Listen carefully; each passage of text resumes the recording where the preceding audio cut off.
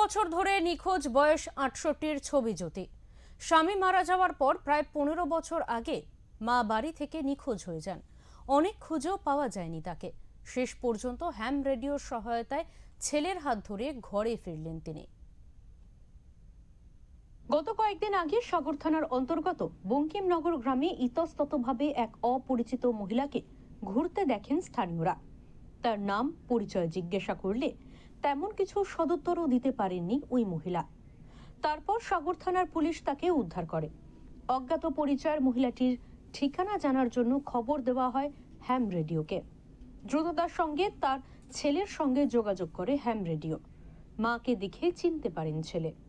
তিনি জানান তার মায়ের নাম ছবি জ্যোতি, বয়স ৬৮।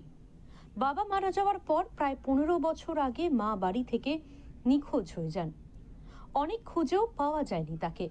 প্রায় ২ বছর আগে একবার খবর পেয়েছিলেন, কিন্তু যেখান থেকে খবর পেয়েছিলেন সেখানে গিয়ে খোঁজ পাননি মায়ের। সাগর থানা থেকে হ্যান্ড রেডিও মাধ্যমে খবর পেয়েছি। আচ্ছা, তোমার সঙ্গে কে এসেছে আজকে নিতে তোমার মাকে? আমার মাকে নিতে এসেছে আমার কাকা এসেছে। আচ্ছা, আপনার নাম?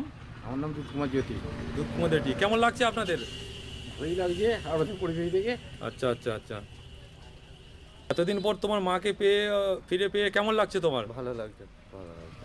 খবর পেয়ে মাকে নিতে আসবেন বলে জানান ছেলে, কিন্তু এতদিন বাদে মায়ের খোঁজ পেয়েও নির্বিকার রূপ ধরা পড়ে ছেলের মধ্যে। পরপর ৩ দিন কেটে যাওয়ার পর ছেলে নানা টালবাহানা করতে থাকে। বিষয়টি স্থানীয় পঞ্চায়েত, বিডিও এবং সিঙ্গুর থানাতেও জানানো হয়। পরিস্থিতি বেগতিক বুঝে হ্যাম রেডিও প্রতিনিধি দিবস মণ্ডল যোগাযোগ করেন রাজ্য পুলিশের এক শীর্ষ আধিকারিকের সঙ্গে। অবশেষে তার ছেলে সুরজিৎ জ্যোতির সঙ্গে বাড়ি ফেরেন ছবি জ্যোতি।